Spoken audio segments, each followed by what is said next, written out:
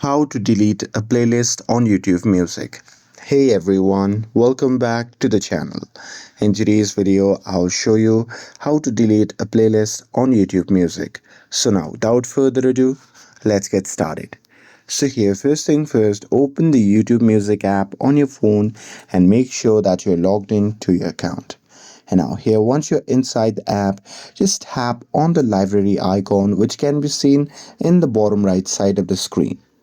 And now here, once you are inside the library section, at the top you will see multiple tabs. From there you can just tap on playlist, and after that you can just find the playlist that you have created or saved.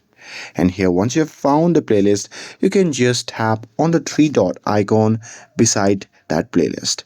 And now here, from the pop-up menu, what you can do is you can just tap on the option labeled as delete playlist, and you can confirm it by tapping on delete again. And once you do that, the playlist will be permanently removed.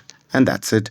With this, if you found this video helpful, then don't forget to like, share and subscribe to get updated for more videos. Thanks for watching, and I'll see you in the next video.